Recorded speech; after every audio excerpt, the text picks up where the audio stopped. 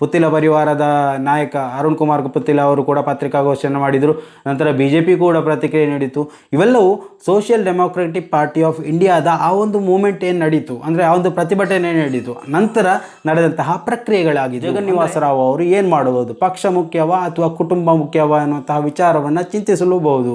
ಏನೇ ಮುಖ್ಯ ಆಗಿದ್ರೂ ಇಲ್ಲಿ ಸಂತ್ರಸ್ತರಿಗೆ ನ್ಯಾಯ ಒದಗಿಸಿ ಕೊಡದೆ ಬೇರೆ ನಿರ್ವಾಹ ಅಂತೂ ಖಂಡಿತವಾಗಿಯೂ ಇಲ್ಲ. ತನ್ನ ಮಗನಿಂದಾದಂತಹ ಅನ್ಯಾಯಕ್ಕೆ ಇಲ್ಲಿ ನ್ಯಾಯ ಕೊಡಿಸಬೇಕಾದಂತಹ ಒಂದು ಜವಾಬ್ದಾರಿಯುತ ಸ್ಥಾನದಲ್ಲಿ ಮಾತ್ರವಲ್ಲ, ಅವರ ತಂದೆಯ ಸ್ಥಾನದಲ್ಲಿದ್ದುಕೊಂಡು ಈ ಒಂದು ನ್ಯಾಯವನ್ನು ಒದಗಿಸಿಕೊಡಬೇಕಾಗಿರುವುದು ದೊಡ್ಡ ಮಟ್ಟದ ಕರ್ತವ್ಯ ಅಂತ ಕೂಡ ಇಲ್ಲಿ ನೆನಪಿಸಬೇಕಾಗುತ್ತೆ. SDPI ಮತ್ತು ವಿಮೆನ್ ಇಂಡಿಯಾ ಮೂಮೆಂಟ್ ಅದರ ಮಹಿಳಾ ಸಂಘಟನೆ ಅಂತ ಕಾಣುತ್ತೆ.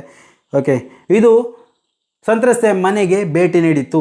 ಯಾವ ಪಕ್ಷಗಳು ನಿಮಗೆ ಸಹಾಯ ಮಾಡುವುದಿಲ್ಲ ಅಂತಿದ್ರೆ ಕೊನೆಯವರೆಗೂ ನ್ಯಾಯ ದೊರಕಿಸಿಕೊಡುವಲ್ಲಿ ನಾವು ನಿಮ್ಮ ಜೊತೆ ಇದ್ದೇವೆ ಅನ್ನುವಂತಹ ಒಂದು ಧೈರ್ಯವನ್ನು ಅವರಲ್ಲಿ ಕೊಟ್ಟರು. ಪುತ್ತೂರಿನ ಕಿಲ್ಲೆ ಮೈದಾನದಲ್ಲಿ social democratic party of India ಜೊತೆ ಸಂತ್ರಸ್ತೆ ತಾಯಿಯೂ ಕೂಡ ಪ್ರತಿಭಟನೆಯಲ್ಲಿ ಭಾಗವಹಿಸಿದಂತಹ ಸಂದರ್ಭದಲ್ಲಿ ಇದು ದೊಡ್ಡ ಮಟ್ಟದಲ್ಲಿ BJPಗೆ ಇರ್ಬೋದು, ಹಿಂದೂ ಮುಖಂಡರಿಗಿರ್ಬೋದು, ಪುತ್ತಿಲ ಪರಿವಾರಕ್ಕಿರ್ಬೋದು, ಇವೆಲ್ಲರಿಗೂ ಹಿಂದುತ್ವ ನಾಯಕರೆನಿಸಿಕೊಂಡವರಿಗೆ ದೊಡ್ಡ ಮುಜುಗರ ಆಗಿತ್ತು. ಆರೋಪಿಗೆ ಶಿಕ್ಷೆಯಾಗುವುದರಿಂದ ಈ ಒಂದು ಅನ್ಯಾಯ ಬಗೆಹರಿದಂತೆ ಆಗುವುದಿಲ್ಲ. ಖಂಡಿತವಾಗಿಯೂ ಈ ಎರಡು ಕುಟುಂಬಗಳು ಒಂದಾಗಬೇಕು. ಮಾತ್ರವಲ್ಲ, ಏನು ಸಹಪಾಠಿಗಳಾಗಿ ಇಂತಹ ಕೃತ್ಯವನ್ನೆಸಗುವಂತಹ ಸಂದರ್ಭದಲ್ಲಿ ಯಾವ ರೀತಿಯಲ್ಲಿ ಒಂದಾಗಿದ್ರೋ ಅದೇ ರೀತಿಯಲ್ಲಿ ಜೀವನ ಪರ್ಯಂತ ಒಂದಾಗಿರುವಂತೆ ನೋಡಿಕೊಳ್ಬೇಕು. ಅಂತಹ ನ್ಯಾಯ ದೊರಕಬೇಕು. ಅಂದರೆ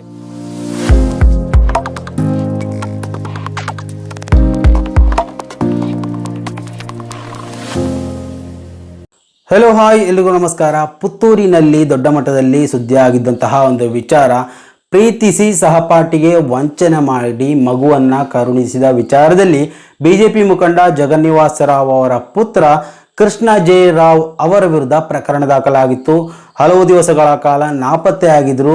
ಕೊನೆಯದಾಗಿ ತನ್ನ ತಂದೆಯಿಂದಲೇ ಮಗನನ್ನ ರಕ್ಷಣೆ ಮಾಡಲಾಗಿತ್ತು ಅನ್ನುವಂತಹ ವಿಚಾರದಲ್ಲಿ ತಂದೆ ಮಗನನ್ನ ಇಬ್ಬರನ್ನು ಅರೆಸ್ಟ್ ಮಾಡಿ ತಂದೆಗೆ ಜಾಮೀನು ನೀಡಲಾಗಿತ್ತು. ಆದರೂ ಈ ವಿಚಾರ ಇನ್ನೂ ಅಂತ್ಯವನ್ನು ಕಂಡಿಲ್ಲ ಇದುವರೆಗೂ. ಅಂದರೆ ಪರಸ್ಪರ ಎರಡು ಕುಟುಂಬಗಳು ಕೆಲವೊಂದು ವಿಚಾರಗಳಲ್ಲಿ ಒಮ್ಮತದ ನಿರ್ಧಾರಕ್ಕೆ ಬರದೇ ಇರುವುದೇ ಇಂತಹ ವಿಚಾರಗಳು ನಡೆಯೋದಕ್ಕೆ ಕಾರಣ ಅನ್ನುವಂತಹ ವಿಚಾರಗಳು ಕೂಡ ಬರ್ತಾ ಇದೆ. ಆದರೆ ಸದ್ಯ BJP ವಲಯದಲ್ಲಿ ದೊಡ್ಡ ಮಟ್ಟದಲ್ಲಿ ಇದು ಬಿರುಗಾಳಿಯನ್ನೇ ಎಬ್ಬಿಸ್ತಾ ಇದೆ. BJPಯ ಪಾಳ್ಯದಲ್ಲಿ ಇದು ದೊಡ್ಡ ಮಟ್ಟದಲ್ಲಿ ಒಂದು ಬಿರುಕನ್ನೇ ಸೃಷ್ಟಿಸಿದೆ ಎನ್ನುವುದಕ್ಕೆ ಉದಾಹರಣೆ ಆಗಿದೆ. ಈ ಒಂದು ಜಗನ್ನಿವಾಸ ರಾವ್ ಅವರಿಗೆ BJPಯಿಂದ ಶೋಕಾಸ್ ನೋಟಿಸ್ ಜಾರಿಯಾಗಿರುವಂಥದ್ದು.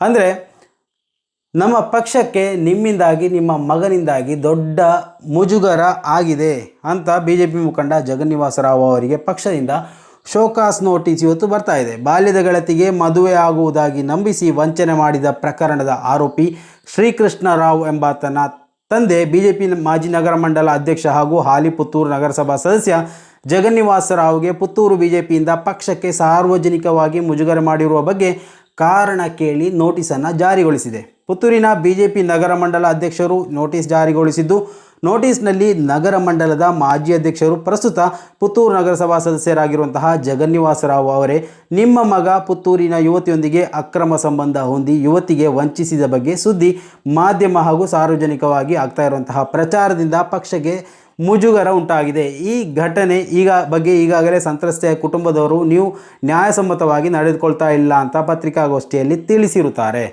ತಾವು ಪಕ್ಷದಲ್ಲಿ ಜವಾಬ್ದಾರಿಯುತವಾಗಿ ನ್ಯಾಯಯುತವಾಗಿ ನಡೆದುಕೊಳ್ಳಬೇಕಾಗಿದ್ದು ಸಂತ್ರಸ್ತ ಯುವತಿಗೆ ನ್ಯಾಯ ಒದಗಿಸಿ ಕೊಡಬೇಕಾಗಿದೆ. ಇಲ್ಲದಿದ್ದಲ್ಲಿ ಪಕ್ಷದ ಹಿತದೃಷ್ಟಿಯಿಂದ ನಿಮ್ಮ ಮೇಲೆ ಶಿಸ್ತು ಕ್ರಮ ಕೈಗೊಳ್ಳಬೇಕಾಗುತ್ತದೆ ಅಂತ ಈ ಬಗ್ಗೆ ತಕ್ಷಣವೇ ಉತ್ತರ ನೀಡಬೇಕು ಅಂತ ಸೂಚಿಸಿ ಈ ಒಂದು ಶೋಕಾಸ್ ನೋಟಿಸನ್ನು ಜಾರಿಗೊಳಿಸಲಾಗಿದೆ. ಜಿಲ್ಲಾ BJP ಅಧ್ಯಕ್ಷರ ಸೂಚನೆಯಂತೆ ಪುತ್ತೂರು ನಗರ ಮಂಡಲ ಅಧ್ಯಕ್ಷ ಶಿವಕುಮಾರ್ ಅವರು ಜಗನ್ನಿವಾಸ ರಾವ್ ಅವರ ವಿಳಾಸಕ್ಕೆ ರಿಜಿಸ್ಟರ್ ಪೋಸ್ಟ್ನಲ್ಲಿ ಈ ಒಂದು ಪತ್ರವನ್ನು ಬರೆದಿದ್ದಾರೆ. ಶೋಕಾಸ್ ನೋಟಿಸನ್ನು ಕಳುಹಿಸಿಕೊಟ್ಟಿದ್ದಾರೆ ಅಂತ ತಿಳಿದು ಬಂದಿದೆ.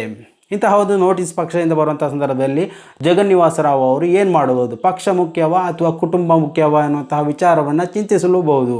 ಏನೇ ಮುಖ್ಯ ಆಗಿದ್ರೂ ಇಲ್ಲಿ ಸಂತ್ರಸ್ತರಿಗೆ ನ್ಯಾಯ ಒದಗಿಸಿ ಕೊಡದೆ ಬೇರೆ ನಿರ್ವಾಹ ಅಂತೂ ಖಂಡಿತವಾಗಿಯೂ ಇಲ್ಲ. ತನ್ನ ಮಗನಿಂದಾದಂತಹ ಅನ್ಯಾಯಕ್ಕೆ ಇಲ್ಲಿ ನ್ಯಾಯ ಕೊಡಿಸಬೇಕಾದಂತಹ ಒಂದು ಜವಾಬ್ದಾರಿಯುತ ಸ್ಥಾನದಲ್ಲಿ ಮಾತ್ರವಲ್ಲ, ಅವರ ತಂದೆಯ ಸ್ಥಾನದಲ್ಲಿದ್ದುಕೊಂಡು ಈ ಒಂದು ನ್ಯಾಯವನ್ನು ಒದಗಿಸಿಕೊಡಬೇಕಾಗಿರುವುದು ದೊಡ್ಡ ಮಟ್ಟದ ಕರ್ತವ್ಯ ಅಂತ ಕೂಡ ಇಲ್ಲಿ ನೆನಪಿಸಬೇಕಾಗುತ್ತೆ.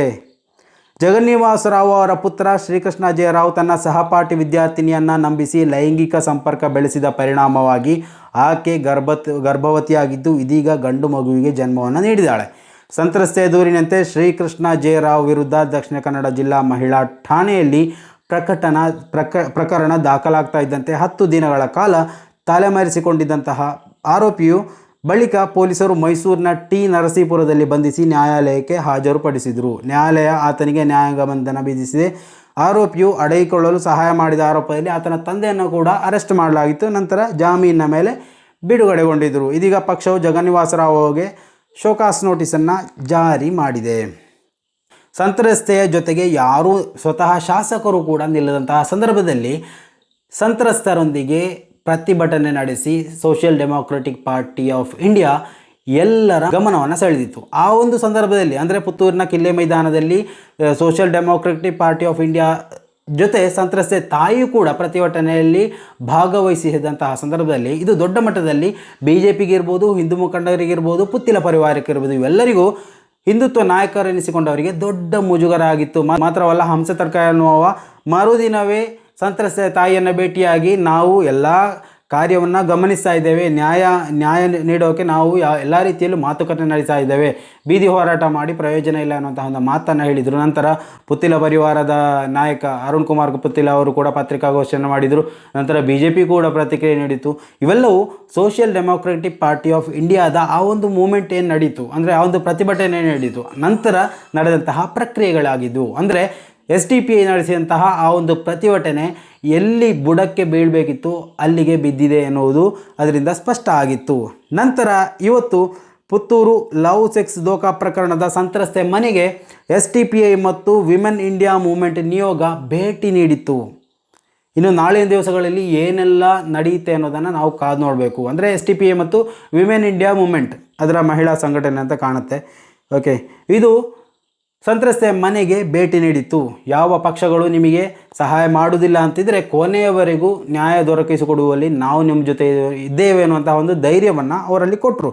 ಪುತ್ತೂರಿನಲ್ಲಿ ಲವ್ ಸೆಕ್ಸ್ ದೋಖಾ ಪ್ರಕರಣಕ್ಕೆ ಸಂಬಂಧಿಸಿ ಇಂದು ಸಂತ್ರಸ್ತೆಯ ಮನೆಗೆ SDPI ಹಾಗೂ ವಿಮೆನ್ ಇಂಡಿಯಾ ಮೂವ್ಮೆಂಟ್ ನಿಯೋಗವು ಭೇಟಿ ನೀಡಿದರು. ಈ ವೇಳೆ ಸಂತ್ರಸ್ತೆ ಹಾಗೂ ಮಗುವನ್ನು ನೋಡಿದ ಬಳಿಕ ನಿಮಗೆ ನ್ಯಾಯ ಸಿಗುವವರೆಗೂ ನಿಮ್ಮ ಜೊತೆ SDPI ಇರುವುದಾಗಿ ಸಂತ್ರಸ್ತೆಯ ತಾಯಿಗೆ ಧೈರ್ಯವನ್ನು ಹೇಳಿದರು. ಬಳಿಕ ಮಾಧ್ಯಮದ ಜೊತೆ ಮಾತನಾಡಿದಂತಹ ರಾಜ್ಯ ಉಪಾಧ್ಯಕ್ಷೆ ಶಾಹಿದಾ ತಸ್ಲೀಂ ಅವರು ಮಾತನಾಡಿ ಬೇಟಿ ಬಚಾವೋ ಬೇಟಿ ಪಡಾವೋ ಅಂತೆಲ್ಲ ಹೇಳ್ತಾರೆ.